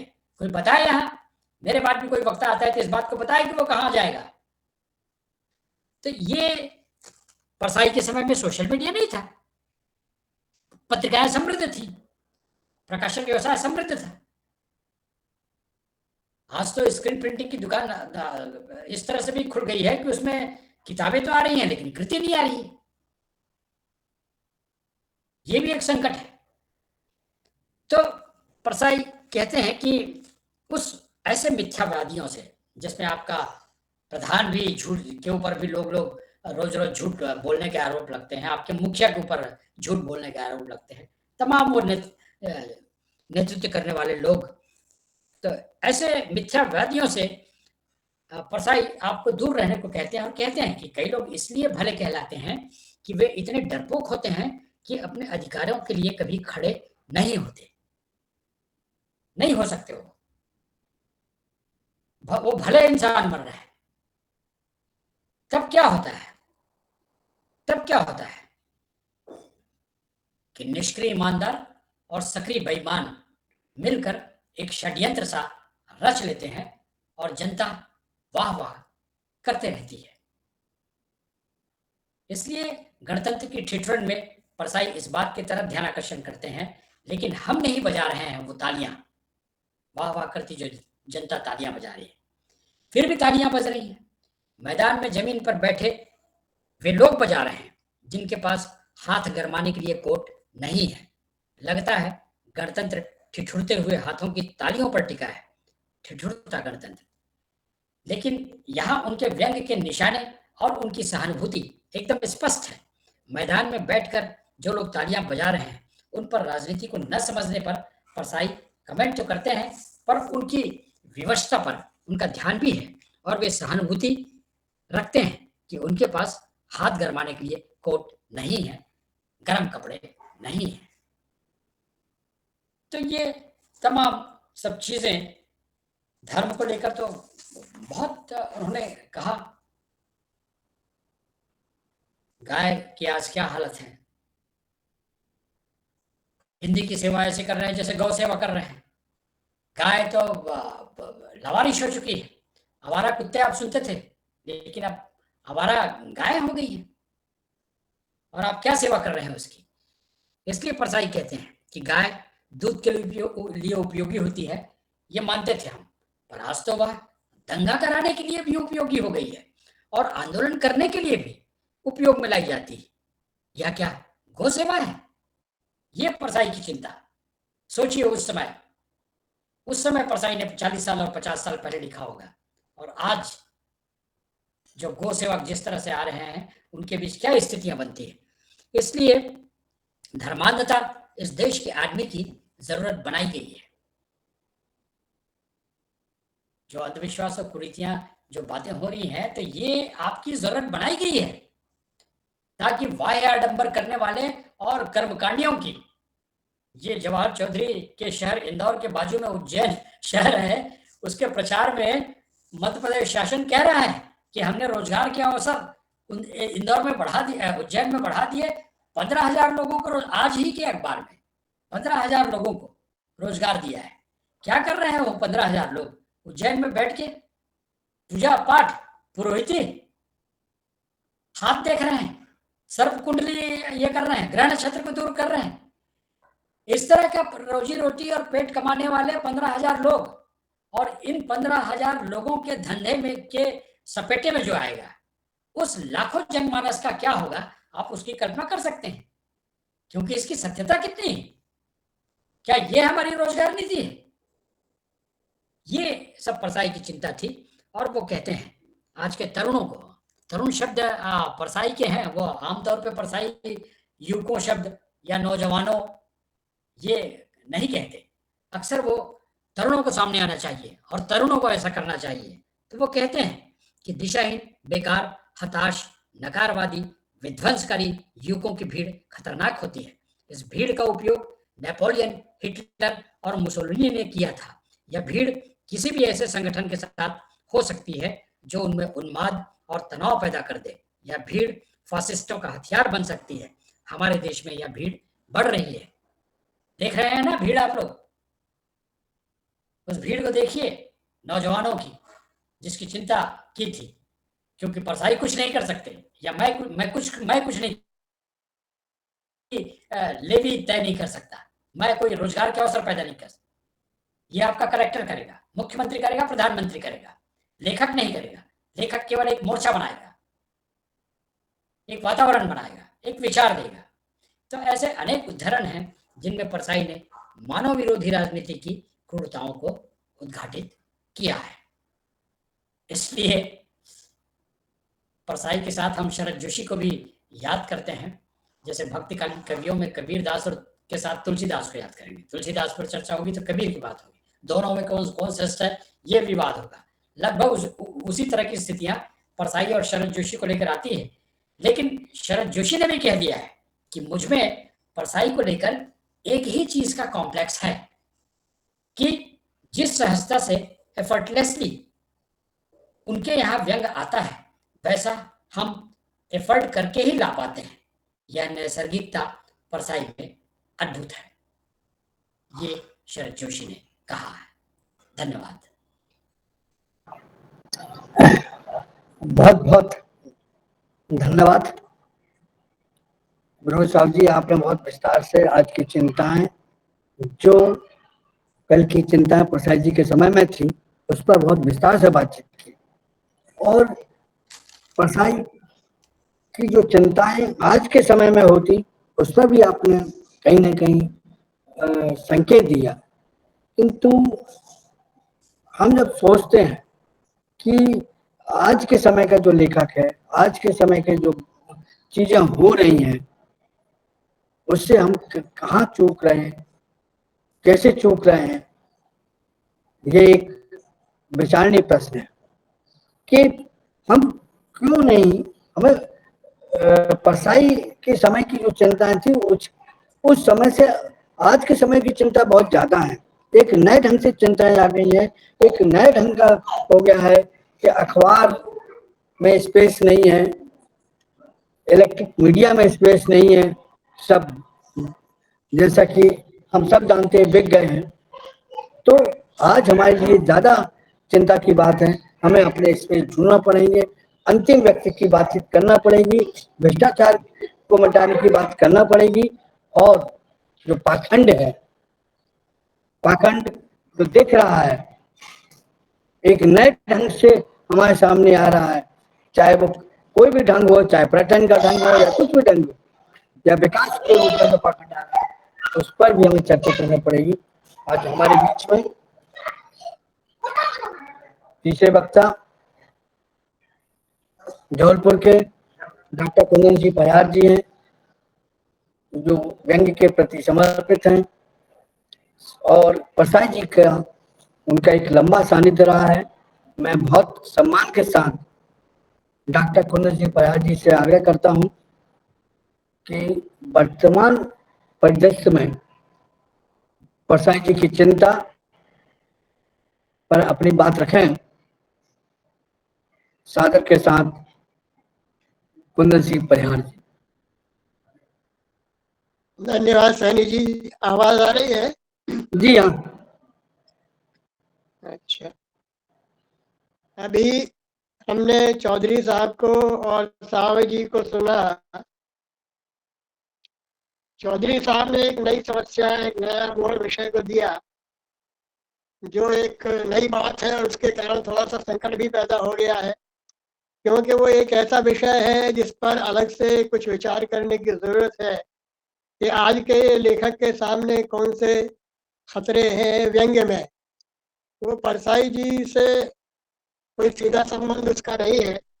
परसाई जी का अपना समय था, उस समय में उन्होंने लिखा, और ये दूसरा समय है जिसमें लिखना मुश्किल हो रहा है। मैं ये कहना चाहता हूँ कि व्यंग्य कठिन विधा है। व्यंग्य लिखना आसान नहीं है, उसका कुछ उद्देश्य होता है। परसाई जी ने इसको मिशन माना है, आंदोलन माना है।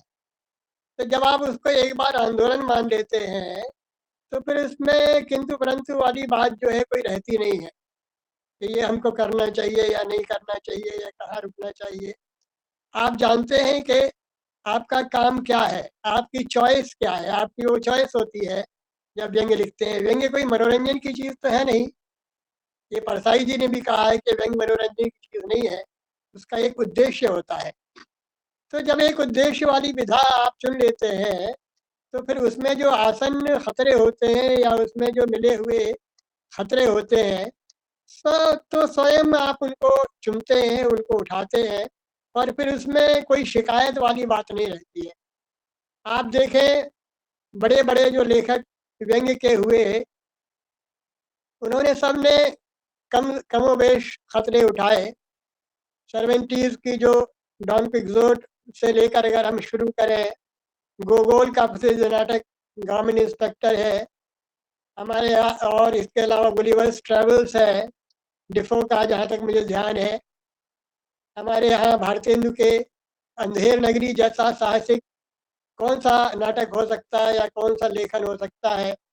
तो ये लेखन की चॉइस है। जब व्यंग्य में आते हैं आप, तो फिर ये नहीं हो सकता कि सरकार हमको परेशान कर रही है या सरकार हमारे अनुकूल नहीं है। ये सारी बातें खत्म हो जाती हैं।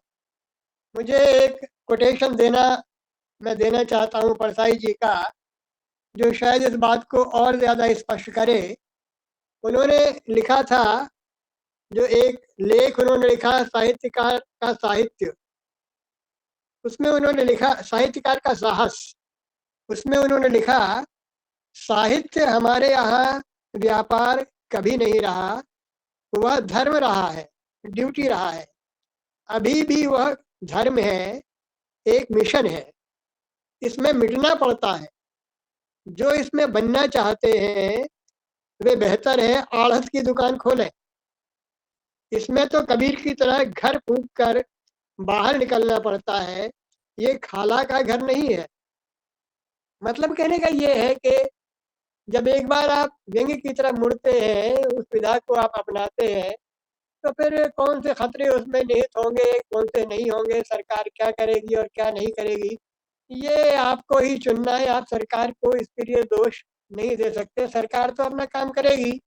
और हर देश में आप देखिए, वहाँ सरकार ने लेखकों का दमन किया। मैंने पढ़ा था कहीं कि जो भी सरकार आती है, जो तानाशाही प्रवृत्ति की अगर सरकार है, तो सबसे पहले लेखकों का दमन करती है, लेखनी से बहुत डरती है। तो इसलिए आप ये कोई बात कह पाना कि हमें इस तरह के हमारे लिए खतरा है और हमारे लिए मुश्किल है, ये फिर बात रहती नहीं है। दूसरी बात मैं ये कहता हूँ कि साहु जी ने साहस की बात कही कि साहस होना चाहिए। मेरा सोचना कुछ दूसरा है। मैं संवेदना की बात करता हूँ। ये सारा मामला संवेदना का है, साहस का नहीं है। जिसमें संवेदना होगी वो साहस अपने आप आएगा, जो दूसरों के दुख से दुखी है। परसाई जी ने क्या लिखा था अपनी गर्दिश के दिन में? उन्होंने लिखा था कि मैं निहायत बेचैन मन का संवेदनशील आदमी हूँ। आदमी इतनी ज्यादा संवेदना होती है, इतना ज्यादा वो दूसरों के दुख को महसूस करता है, दूसरों की तकलीफ को महसूस करता है, अपने से ज्यादा। परसाई जी का उदाहरण है, उनके परिवार की तरफ देखिए आप, लेकिन उन्होंने अपने से ज्यादा दूसरों के दुख को महसूस किया। तो परसाई लिखते हैं कि मैं निहायत बेचैन मन का संवेदनशील आदमी हूँ, मुझे चैन कभी मिल ही नहीं सकता, इसलिए गर्दिश की नियति है। तो इसलिए आप देखें, मुझे एक शेर याद आता है, अमीर मीराई का शेर है। वो लिखते हैं कि खंजर चले किसी पे तड़पते हैं हम अमीर, खंजर चले किसी पे तड़पते हैं हम अमीर, सारे जहां का दर्द हमारे जिगर में है। तो परसाई की ये बात है जो उन्हें साहस देती है। जब संवेदना होती है तो मैं ऐसा सोचता हूँ कि संवेदना से ही साहस पैदा होता है, और फिर आदमी बिना खतरों की परवाह किए हुए लिखता है। तो इसलिए जो भी आज व्यंग्य के क्षेत्र में आते हैं, लिखते हैं, उन्हें इन सारी भी चीज़ों पर विचार करना चाहिए। और मैं समझता हूँ कि कोई शिकायत की उसमें गुंजाइश रहती नहीं है। क्या लिखते हैं परसाई? परसाई जी के एक दो कोटेशंस में और बताना चाहूँगा आपको। हमारे साथी जयप्रकाश पांडे जी को उन्होंने एक इंटरव्यू दिया था, साक्षात्कार दिया था। उसमें उन्होंने क्या कहा था? यद्यपि मैं व्यंग्य विनोद लिखता हूँ, ये बात सही है, पर वास्तव में मैं बहुत दुखी आदमी हूँ, दुखी होकर लिखता हूँ। मैं इसीलिए दुखी हूँ कि देखो मेरे समाज का क्या हाल हो रहा है, मेरे लोगों का क्या हाल है, मनुष्य का क्या हाल होता जा रहा है। ये सब दुख मेरे भीतर है, करुणा मेरे भीतर है, मैं बहुत संवेदनशील आदमी हूँ। इस कारण से करुणा की अंतर्धारा मेरे व्यंग्य के भीतर रहती है। इस प्रकार ये बात है, जैसे मैं विकट से विकट ट्रेजेडी को व्यंग्य और विनोद से उड़ा देता हूँ, ये बात उन्होंने आगे कही है। तो मेरे कहने का मतलब ये है कि आदमी में जब संवेदना होती है, वो दूसरों के दुख को महसूस करता है, तब फिर साहस भी उत्पन्न होता है उसके भीतर। जितनी ज्यादा संवेदना होगी उतना ही ज्यादा साहस उसके भीतर होगा। एक और इंटरव्यू की बात मैं करना चाहूँगा, जो स्वर्गीय प्रभाकर चौबे ने, रायपुर के, जो देशबंधु से जुड़े हुए थे, उन्होंने लिया था। उसमें परसाई जी ने कहा कि देखिए, वो शब्द उन्होंने यूज किया है, व्यंग्यकार को कठोर कहा जाता है, लेकिन नहीं। अगर मैं न रोता लोगों की दुर्गति पर, अज्ञान पर, उनकी गरीबी पर, उनके पाखंड पर, और मैं ये नहीं चाहता कि मनुष्य को बेहतर मनुष्य होना चाहिए, तो काहे को लिखता। अब जो शब्द उन्होंने अंग्रेजी का यूज किया है उसको देखें, मेरा कंसर्न है, कंसर्न है उनका लगाव है, उससे जुड़े हुए हैं, उनकी संवेदना है। मेरा कंसर्न है, डीप कंसर्न है मनुष्य से, तभी करुणा व्याप्त होती है, तभी तो लिखता हूँ, असंतोष तो है ही। मुक्ति बोध ने जो कहा उसको वो कोट करते हैं, आगे कहते हैं व्यंग्य एक गंभीर चीज है, हंसने हंसाने की चीज नहीं है। तो ये जो संवेदना परसाई जी की थी, अब वो कहाँ से आई ये आश्चर्य है। मैंने तो एक लेख लिखा था, किसके लिए लिखा था अभी याद नहीं आ रहा है, तो मैंने उसको शीर्षक दिया था कि परसाई एक पहेली। मेरे लिए परसाई जी एक पहेली है, जिसके घर में स्वयं इतनी आपदाएं और विपदाएं हो, परेशानियां हो, समस्याएं हो, वो अपनी भूल कर, अपनी बात भूल कर दूसरों की चिंता कर रहा है, संसार की चिंता कर रहा है। उनके मित्र मायाराम सुरजन जी, जिनको साहू जी अच्छी तरह से जानते होंगे, देशबंधु के प्रधान संपादक थे, उनने तो लिखा कि इस आदमी के जीवन में अपना कुछ है ही नहीं, जो कुछ है सारा दूसरों के लिए है, कुछ परिवार के लिए है और कुछ बाहर पूरे संसार के लिए है।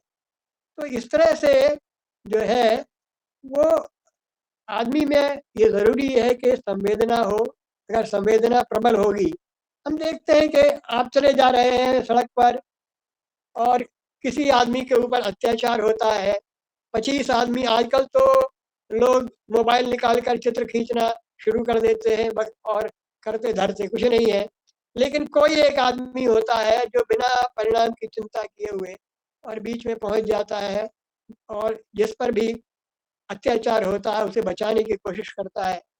तो ये सब कहाँ से आता है? ये संवेदना से ही आता है। कई बार ऐसे लोग मारे भी जाते हैं। तो इसलिए ये समझना चाहिए कि सबसे पहले संवेदना जरूरी है। अगर संवेदना है तो आदमी व्यंग्य लिखता ही है, अच्छा व्यंग्य लिखता है। परसाई जी के बारे में कहा जा सकता है कि वो अपने समय से आगे थे। इसके लिए अंग्रेजी में शब्द सीयर यूज होता है या दृष्टा हिंदी में यूज करते हैं हम। काल का उन्होंने अतिक्रमण किया और सर्वकालिक उनकी रचनाएं हुई। आप देखें, अगर उनकी रचनाओं को पढ़ें तो कई जगह जो है वो सीख देते हैं, निर्देश देते हैं समाज को कि समाज को कैसे बदलना चाहिए। उनकी रुचि समाज को बदलने में थी। तो उनके बारे में अगर आप, उनका जो खंड 1 है उसमें डॉक्टर धनंजय वर्मा ने उसकी भूमिका लिखी और उसमें उन्होंने परसाई के बारे में लिखा है कि परसाई न तो अपने प्रति भावुक है और न अपने सृजे गए चरित्रों के प्रति। उनके कहानियों का कोई भी पात्र अपने पाठकों से दया और करुणा की भीख नहीं मांगता। ये खास बात है परसाई के लेखन में कि वो, जैसा कि आपने देखा होगा उनकी भूमिका या गर्दिश के दिन में, कि वो बेचारा शब्द अपने लिए कभी पसंद नहीं करते। कोई कभी नहीं चाहते कि कोई बेचारा उनको कहे। तो वही बात वो उनके जो पात्र जो रचते हैं उसमें भी वही बात लागू होती है। वो नहीं चाहते कि कोई दयनीय हो। आप देखेंगे कि जो भी पात्र है, मैं एक उनकी कहानी जैसी एक रचना जो कि बहुत अच्छी रचना है उनकी, कभी जिन्होंने नहीं पढ़ा हो उनको पढ़ना चाहिए। रामदास नाम से एक रचना है जिसमें वो ऐसा व्यक्ति है जो कि बहुत सफर करता है, जिसके आगे जीवन में कुछ नहीं है। परिवार कहीं छोड़कर गांव में आया है, लेकिन बड़ी मुश्किल से पैसे भेज पाता है और किसी प्रकार से अपना जीवन यापन करता है। लेकिन ऐसा आदमी भी उनके यहाँ दयनीय नहीं है, किसी से वो दया नहीं मांगता है, जैसा भी होता है अपना जीवन चलाता है। मनीषी जी को देखिए, मनीषी जी उनका लेख है, उनका भी यही हाल है। वो भी किसी से दया नहीं मांगते। किसी से जब भूख ज्यादा लगती है तो बांसुरी बजाने लगते हैं, आपने पढ़ा होगा। तो ऐसे पात्र उनके हैं। परसाई जी नहीं चाहते कि जिस प्रकार उन्होंने किसी के सामने बेचारगी जाहिर नहीं की है, वो नहीं चाहते हैं कि उनके पात्र भी बहुत बेचारे बने या किसी की दया के पात्र बने। वो लिखते हैं, धनंजय जी, परसाई की कहानियां एक प्रतिवाद और प्रतिरोध की कहानियां हैं। वो उस सब के खिलाफ है जो मनुष्य, उसकी गरिमा, उसकी स्वतंत्रता, उसकी अस्मिता उसकी समग्रता और पूर्णता के खिलाफ है। उनमें आदमी की चौतरफा आज़ादी के लिए क्रांतिकारी चेतना स्पंदित है। वो बेचारगी नहीं चाहते, दया नहीं चाहते, वो चाहते कि आदमी संघर्ष करे, संघर्ष की चेतना उसमें होना चाहिए। और वही पैदा करने की कोशिश अगर कई लेखों में आप देखें हैं तो मैं कुछ पंक्तियां पढ़कर भी सुनाऊंगा आपको कि वही भावना, वही क्रांतिकारी चेतना उत्पन्न करने की कोशिश वो लगातार करते हैं।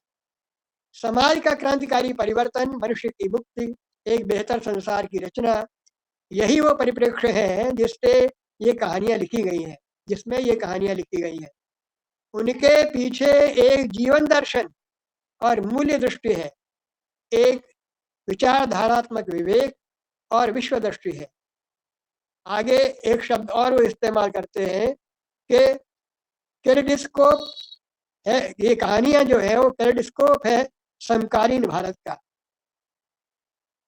त्यागी जी, रविन्द्रनाथ त्यागी जी ने भी कहा था कि अगर स्वतंत्रता पूर्व के भारत को समझना हो तो प्रेमचंद को पढ़ना चाहिए, और स्वतंत्रता के बाद का अगर भारत पढ़ना हो तो परसाई को पढ़ना चाहिए।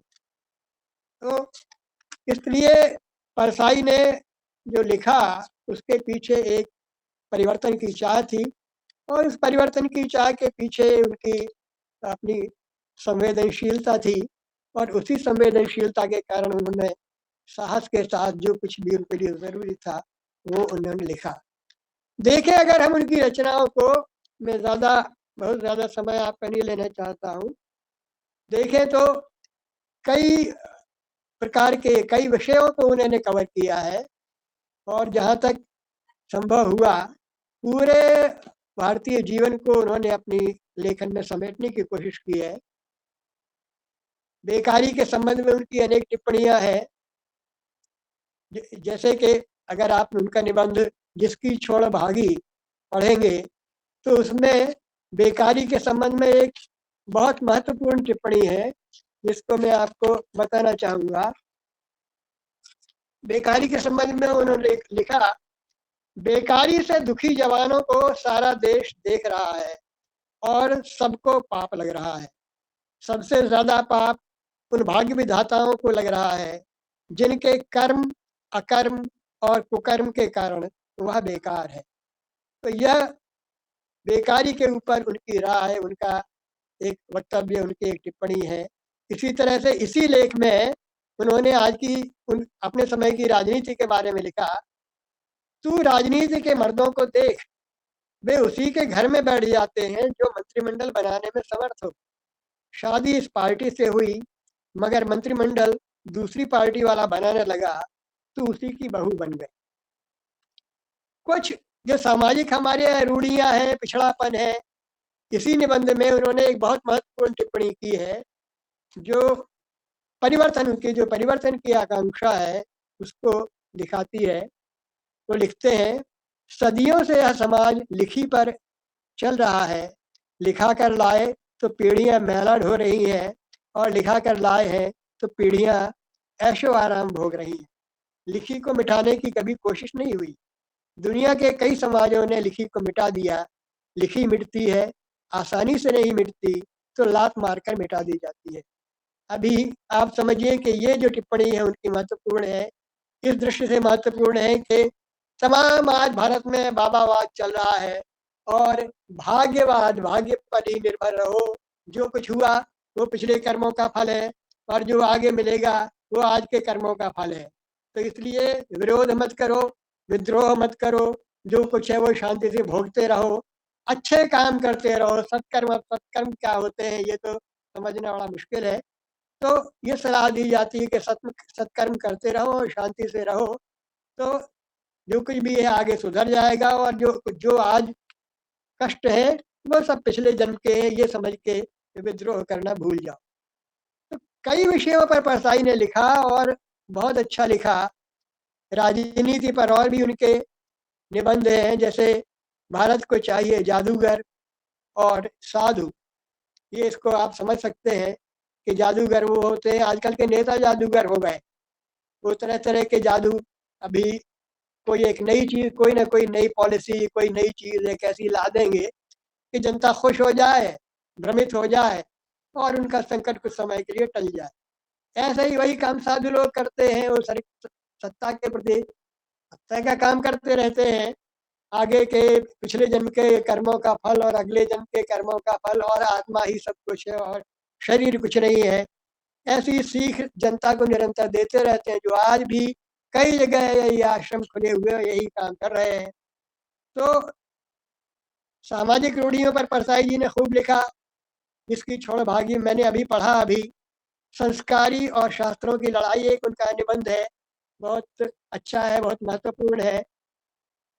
उसमें उन्होंने संस्कार और शास्त्रों की लड़ाई में एक जगह उन्होंने देखा कि हमारे, देखिए अभी कितना प्रासंगिक है, अभी जो नारी स्वतंत्र, नारी को गरिमा और नारी वंदना चल रही है, उसको मिलाकर इसको देखिए।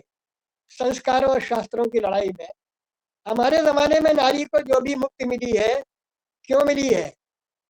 आंदोलन से। नहीं पूछ रहे हैं वो, आंदोलन से, आधुनिक दृष्टि से, उसके व्यक्तित्व की स्वीकृति से नहीं। उसकी मुक्ति का कारण महंगाई है। नारी मुक्ति के इतिहास में यह वाक्य अमर रहेगा, एक की कमाई से पूरा नहीं पड़ता। अर्थशास्त्र ने संस्कार को धोबी पछाड़ दे दी, अच्छी धोबी पछाड़ दे दी।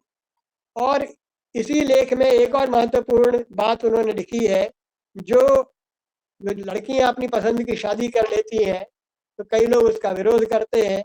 यह परसाई लिखते हैं कि अच्छी माँ क्यों न यह इच्छा करे कि कोई अच्छा लड़का लड़की को भगाकर शादी कर ले और हमें बाद में बता दे तो हम एक भोज दे दें।